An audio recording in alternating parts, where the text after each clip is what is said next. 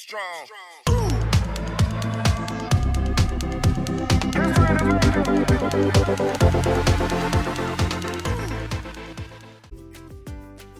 Hello everyone, Elysian here, back for another video, and today's video is going to be another Magic the Gathering Commander deck profile. This deck I've been playing around with for, what, 8 months? It would be either 8 months? It must be 8 months at least, maybe almost a year by now, with artifacts, basically artifact creatures. That's why my commander is Breya, Etherium Shaper. She herself is an artifact creature human, and she's 4 colors. So this is my first 4 color deck. I am one away from all 5 colors, which I'm never gonna do. I'm not gonna play all 5 colors. Nah. So when you cast her, she comes in with 2 Thopters. Then you can pay 2, sack 2 artifacts to then choose one of these effects. You could either deal 3 damage to target player, target creature gets neg 4, or you gain 5 life. You can do that as many times as long as you have mana and artifacts to sack. And because she only costs 4, she's one of my cheaper planeswalkers. I actually play that and Jetmir. They're both 4. So let's go into the actual creatures. So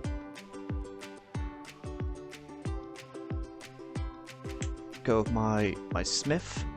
So of the Smith, when she enters the battlefield, I look at the top 4 cards of my library. I add a artifact at the moment to my hand. The rest go to the bottom in a random order. Whenever an artifact is cast or enters the battlefield, whenever an artifact enters the battlefield, she gets a +1/+1 count on her. This only triggers once per each turn though, which is kind of handy because it could trigger during my opponent's turn whenever an artifact enters my board. So she can become big quite quickly. And then Rebecca, basically artifacts you control have protection from each converted mana cost among artifacts you control. So if I got 1 cost artifacts, they're protected by 1 cost. And it has partner. If you ever want to, I never use partner, I just ignore that, but that's mainly for like commander regions. For blue, 1 Trophy Mage, which enters the battlefield. I search my library for an artifact with mana 3, add to my hand, which is very important because a lot of my mana based artifacts are 3 costs. So next we have my Lurker of the Lodge. It costs 1 less for each artifact and control, so it could just be a 1 blue to cast. Enters the battlefield, it mills top 4 cards. You tap her, target artifact in your graveyard. You may cast it this turn. So she allows me to tap this, cast an artifact from my bin. As long as I have the mana at least. Next is Padim. He is kind of important because he gives my artifact hexproof. And at the beginning of my upkeep, if I control a artifact, with the higher mana cost, I draw a card. So I can draw a card during my upkeep and draw a card for my turn. For the last red creature, last blue creature is Meowgiza. He is very, very important because he allows me to play my artifacts from the deck without paying the mana cost. So you tap him, you sack an artifact to then, target player, target artifact creature's controller sacrifices it. That player may search their library for a non-creature artifact and place it onto the battlefield. So he's effectively so he's already been out for a turn, or he has haste, which he doesn't buy if I give him haste. Tap him, I sack, say, a Thopter, I then play Darksteel Forge for my deck. It is very, very important, and I try to keep him alive as long as I can. And now for the red creatures. For the red creatures, we have Goblin Welder. So you tap him to target artifact the player controls, and that target card in the graveyard. As long as they're legal, you basically swap them around. The one from your graveyard goes to your field, the one from your field goes to the bin. And then we have Scrap Welder, which you tap him, sack an artifact with mana cost X, return target artifact from mana value X, well, value less than X from your graveyard to the battlefield, and it gains haste. I usually use this on artifact creatures because they can smack or tap to activate their abilities. The last goblin, I actually use Goblin Engineer. When he enters the battlefield, I may search my library for a artifact and put it into my graveyard. 1 red, tap, sack an artifact, return target artifact from your sack an artifact, return target artifact from your graveyard with mana cost 3 or less to the battlefield. So I got confused, this is like the really old wording. And then the last red creature, Hellkite Tyrant, just so I can steal my opponent's artifacts if he deals combat damage. Which likely he will because of the old trample. And then at the beginning of my upkeep, if I control 20 or more artifacts, I'll win the game. Really, really good with another card in this deck, which I'll get to later. So, multicolored creatures. We have my what's Johona? I'm not very good with magic names, to be honest. You can tap her to put 2 counters. Then you may put an artifact card with mana value X or less from your hand onto the battlefield, where X is the number of counters. So I tap her for 2. I could then put, say, Soul Ring, which is now cost of 1, onto the battlefield. And if I have, say, 10, I could put Darksteel 4 since it's 9. Yeah, really, really good. And one of the main cards I wanted from, oh, what's it called? What's the set called? I just forgot what the set's called. Ah, Dominaria. One of the main artifact cards I want from Dominaria, so I'm really happy I was able to get one. And then we have Jan Jason, Chaos Crafter. He has haste. Tap him, sack an artifact, create 2 treasures. Tap him, sack a non-creature artifact, create 2 colorless constructs. Usually, it gives me mana that I need for my bigger artifacts, effectively. And now my Reclusive Artificer. He has haste. When it enters the battlefield, I may deal damage to target creature equal to the number of artifacts I control. So this card could pop another card. So that's really it for the main creatures, and now we can go on to the artifact creatures. So let's begin with the Reality Chip. Reality Chip is one of the, in my opinion, one of the best cards that came out in Kamigawa. Because flat out, look at the top card of your library at any time. That's really good. While it's as long as Reality is attached to a creature, I may play lands and cast spells from the top of my library. Which is really, really good. It actually helped me a lot against the game while I was playing with both Chief and Savage, aka Big T. Where I was able to just look at top card of my deck. Oh look, it's an artifact land. I'm gonna play it because I haven't played a land this time. It's a really good card, and I'm glad I have a copy. Then we have Master of Etherium. Its power toughness is equal to the number of artifacts you control. But then other artifact creatures you control gets +1/+1. So he buffs them all, and his power is quite big. And toughness. Master Transmuter. a blue, tap, return target artifact you control to its owner's hand. You may put an artifact from your hand onto the battlefield. Pretty straightforward. Then we have Phyrexian Metamorph. Again, pay 3 colors, a blue or 2 life. So it comes in as a copy of creature artifact. So I can make it I can turn it into a Soul Ring or another creature on board, and it's still an artifact in addition to his other types.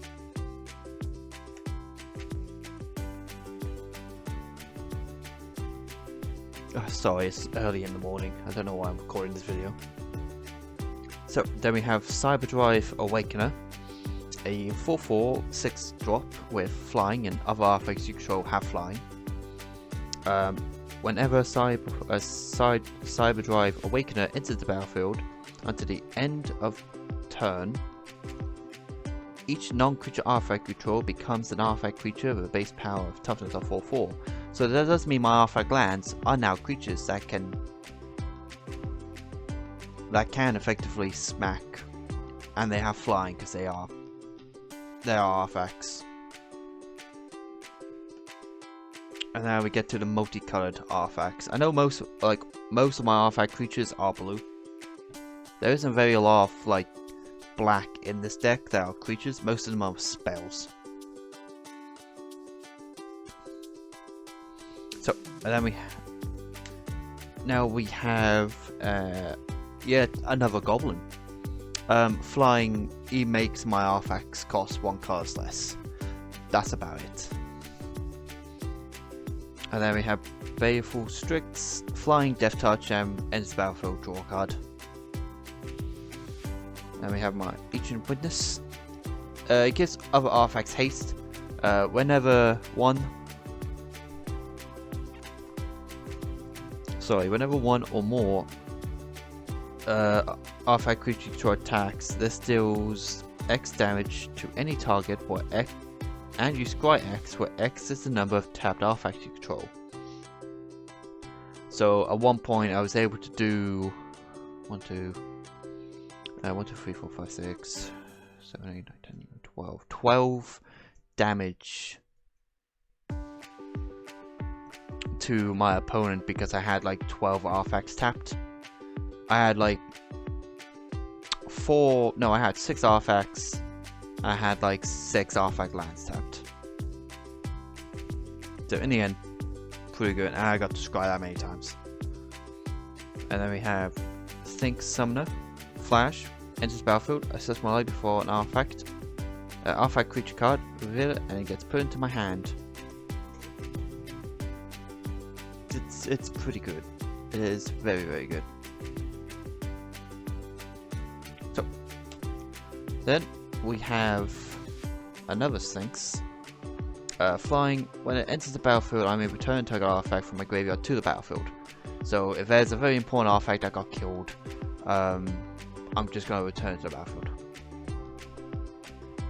So by paying 6 mana, you gain 2 cards. And then my Failgree Angel. Flying, enters the battlefield, I gave 3 life for each artifact I control. At one point, I gained like 74 life from it. That's a lot of life. I think it was 74. I think so. It was 72. Might have been 72 actually. And for a last artifact creature, it's my Triplicate Titan. Flying, Vision, Death Touch. When it dies, it spits out a golem with a 3/3 golem with flying, a 3/3 golem with vigilance, and a 3/3 golem with trample.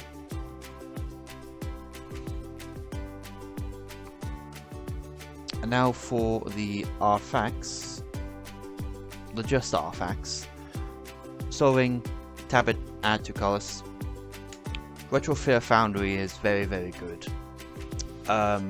You pay 3 to untap it. You pay 2 tap to create a servo. So,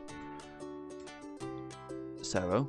You then pay 1, tap it to sack the servo for Thopter. Then you can tap it for no mana to sack the Thopter for a 4/4 construct.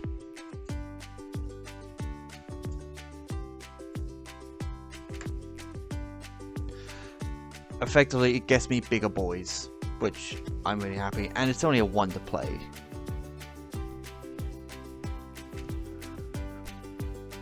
Especially when I get to cards like Unwinding Clock, it's very, very good.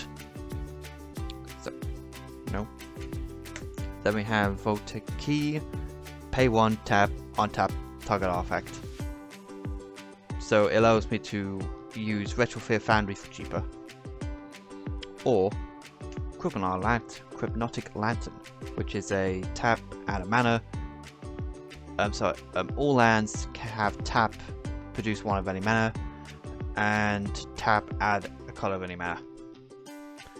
So it makes me not worry about colors of my mana. And then we have Endless Water, which gives me no maximum hand size and taps for any mana. And then the Unwinding Clock I mentioned earlier, which allows me to untap all artifacts I control during each player's upkeep. Up tap step, basically upkeep.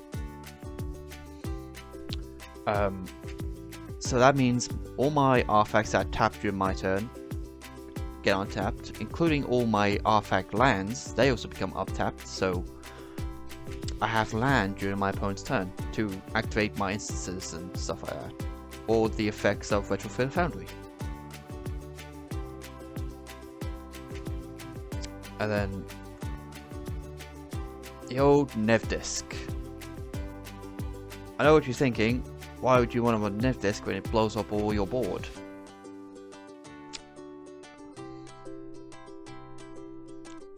It's not such an issue once I have cards like Darksteel Forge.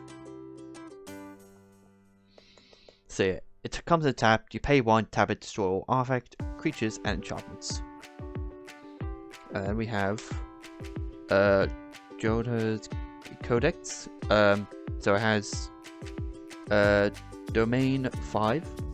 So you tap, draw a card.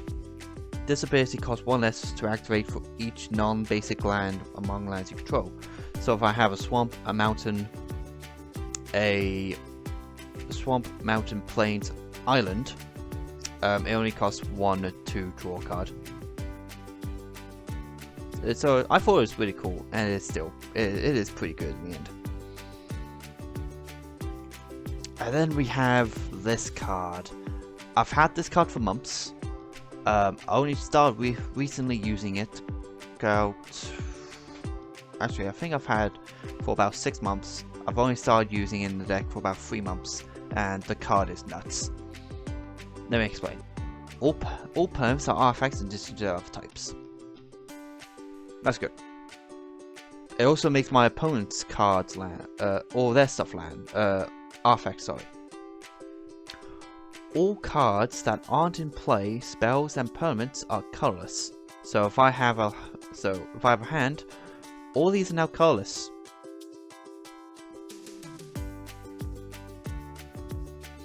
And then players may spend mana as though as mana of any color.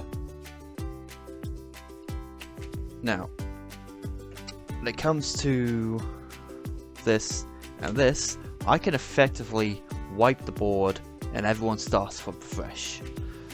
When you think about that, that's absolutely disgusting. But it gets even worse because you have all 3 on board. I'm going to be the only guy with cards. I'm going to have all my land, all my creatures, all my artifacts, all my enchantments, all my planeswalkers. I'll have everything. My opponent will have absolutely nothing. Every time they pop down a land, I can just destroy it. It is quite disgusting. I've only ever done it once. To be perfectly honest, I've only done once, but that once wasn't a complete game changer. I went from losing to winning. And then for the last artifact, it's the Anvil, which whenever one or more artifact control leaves the battlefield, create a 1/1 construct. This only triggers only once each turn, so it also goes up during my opponent's turn. You tap, sack an artifact, it deals 1 damage to each opponent, and I gain 1 life.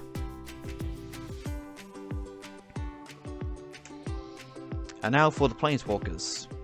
So, I won 1 Betrayer of Flesh from Kamigawa and Destiny. So, the first activated ability of artifacts I control costs 2 less. So again, Retrofield Foundry can make a server for free. You tap, it comes with 4, you gain 1 to draw 2 cards, discard 2 cards unless you discard an artifact. So it's the same thing with Thirst for Knowledge.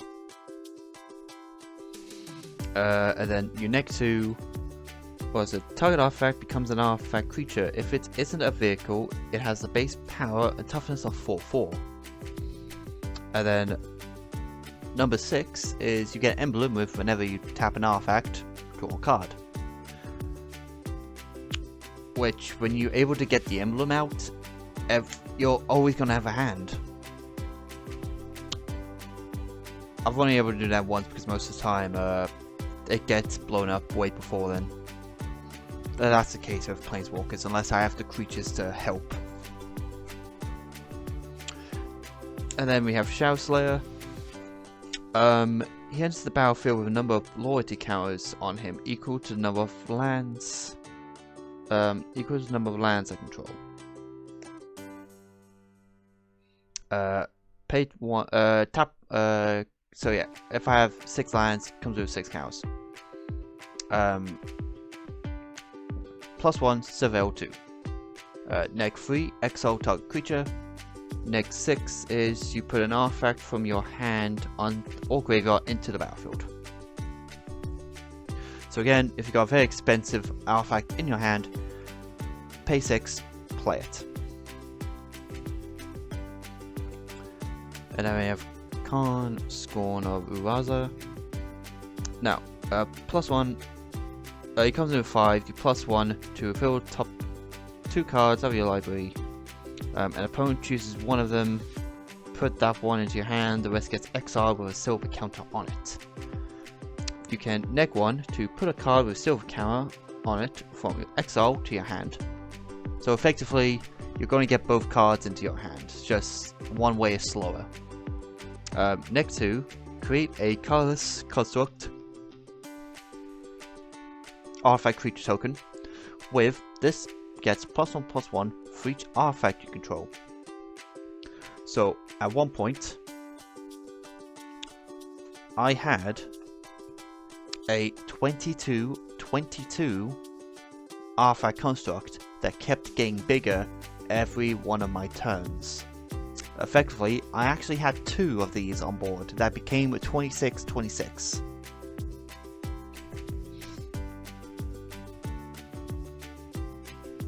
And then for the last Planeswalker, yes, I'm running 4 Planeswalkers. There's another Khan, Living Legacy from Dominaria. I thought this card was really good.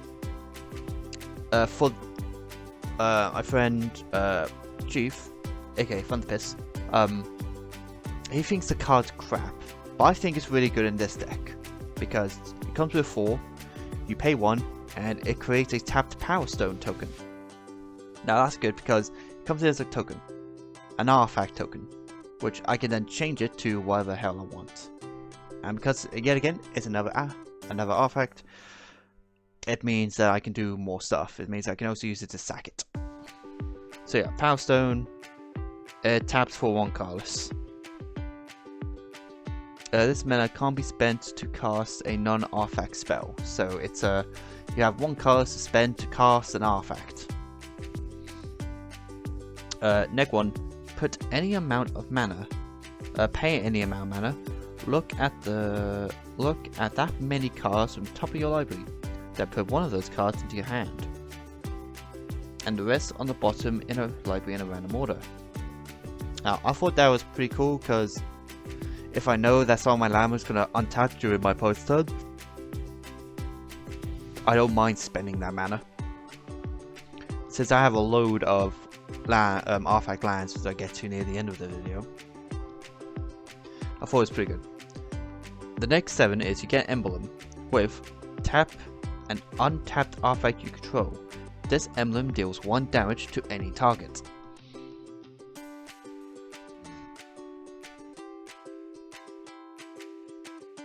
So yeah, I can tap as many creatures as any artifacts as I want to deal that many damage to my opponent. I don't actually have that emblem.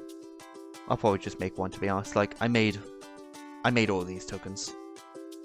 I can make an emblem. So that's it for the planeswalkers, and now we actually get onto the spells. So we have swords, 2 power share. Basically, exile target creature. Its controller gains like into its power. It's just a quick, I don't like you, please be gone. Dispatch. So tap target creature. If you Metalcraft. If you control 3 or more artifacts, exile that creature instead. And then cheeky silence, just so they can't do something during their turn or my turn. Your opponent can't cast spells this turn. Yeah. For 1 white, it's an insane spell. And then counter spell, counter target spell. Pretty simple and basic. And then we have First for Knowledge. Draw 3 cards, discard 2 unless you discard an artifact. So again, draw power. Deadly Dispute. As additional cost of this spell, sacrifice a creature, an artifact or creature. Draw 2 cards, gain a treasure token.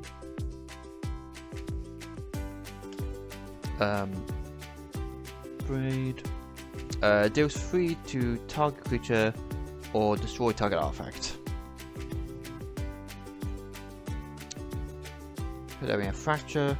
So destroy artifact, enchantment or planeswalker.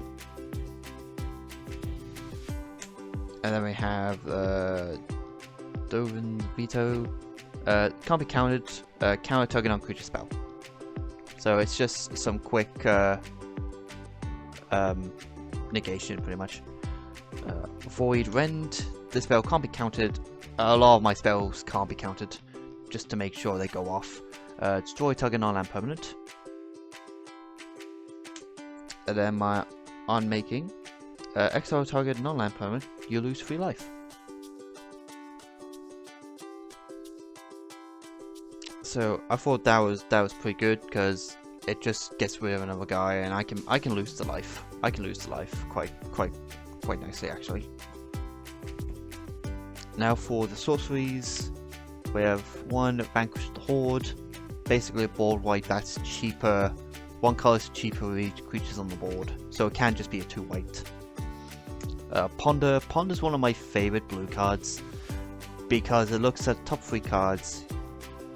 You put them back in any order. You may shuffle your library, then you draw cards. So even if you want to keep the top card of your library, you don't have to shuffle to draw it. Or if they're all bum, you can just shuffle to draw 1. And then Preordain, scry 2, then draw a card. So similar to it's like another Ponder. We get to look at top 2. Fabricate, search your library for an artifact, put your hand. It's more search for your artifacts. Mastermind Acquisition, again, just more search for the cards that you want. Trash for treasure, additional cost, sack an artifact. So I can just sack off 1 of my tokens. Return target artifact from your graveyard to the battlefield. So all that for 3 mana and sack an artifact, gain any artifact from your bin back to the battlefield? Yes. It's definitely trash for treasure. And then we have Dance of the Menace. Dance of the Masses, sorry. Return up to X target artifacts and or none or enchantments. Cards with a converted mana cost of X or less from your graveyard to the battlefield. If X is more than 6 or more, those permanents are 4/4 creatures in addition to their other types. Usually I don't go over than 6, I'll just keep it like 4 or 5.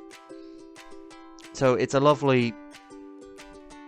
If I don't have Darksteel Forge or more artifacts are in the bin, I'll just altogether pay 7 to return all my 5 or less cost artifacts to my battlefield. It's really nice. It's similar to this card, Wake the Past, which returns all artifacts from your graveyard to the battlefield and they gain hastily in turn. So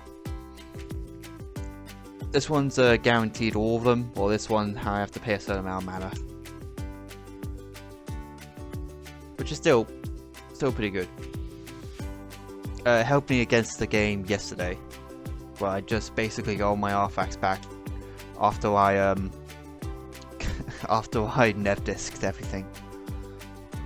Supreme Verdict, so it can't be countered, it destroys all creatures. And then we have the red, white, black ultimatum, which destroys all non-land perms your opponent controls, so it's board wipe for your opponent. And now for the spells, levitation.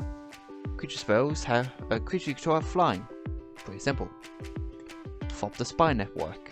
At the beginning of your upkeep, if you control an artifact, create a 1/1 Fopter. Whenever one or more artifact creature you control does combat dash to a player, draw a card. And then for last enchantment, it's Artificer's Class. So it's really good because Flout, the first artifact spell you cast this turn, costs 1 card less. For a 1 card, so 1 blue. Yeah, put it to level 2. When this class becomes level 2, reveal cards on top of your library until you reveal an artifact card. Put it into your hand, and the rest on the bottom of your library in a random order. So I reveal until an artifact, and then it goes to my hand, the rest go to the bottom. Level 3, that costs 5 cards and 1 blue. At the beginning of your upkeep, create a token that's a copy of target artifact you control. So I could have so many lands, so many mana, or so many artifact creatures or basic artifacts. The card's nuts. And now to the land. So, Command Tower, because I'm running 4 cards, I want to make sure I get as many cards as I want. Power Depot. So comes a tap, it taps for mana, a colorless mana, or you tap it to add a mana of any color, spend it only to cast artifact spells or activate the abilities of artifacts.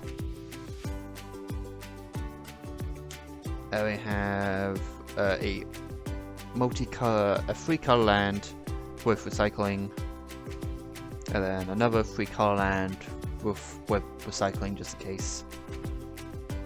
And then Thriving Health, ends the battlefield, tapped, and then you choose another color other than white. It taps for either white or that color.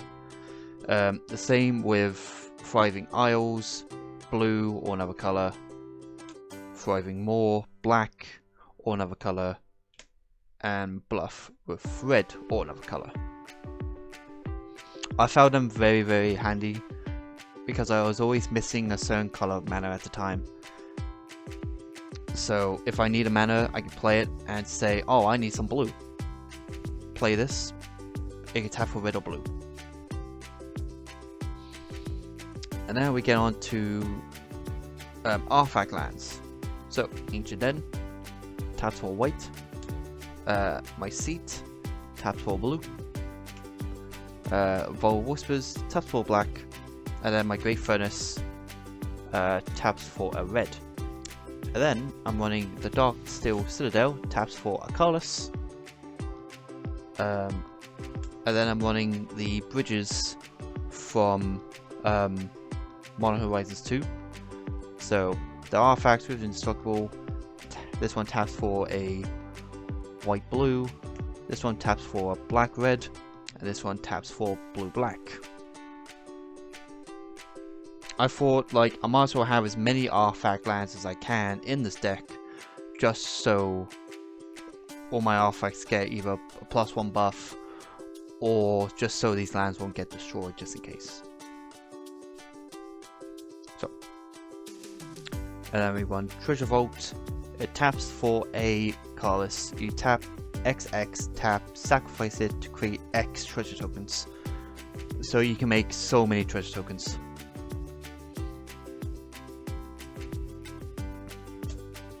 Academy Ruins.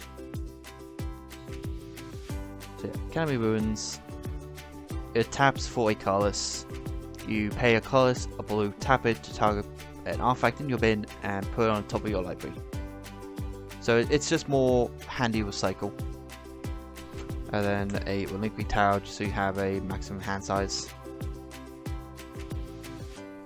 And then basic lands, 4 plains, 4 islands, 4 swamps, and 4 mountains. That's effectively it. Like, I do really enjoy this deck, and the amount of shenanigans I can use is kind of funny. As long as I have at least 1 or 2 artifacts on board, I can still play the game. If I actually have no artifacts on board, this deck does absolutely nothing, because it needs artifacts on the board. So if you're against a pure green deck that just destroys artifacts, you're kind of out of luck.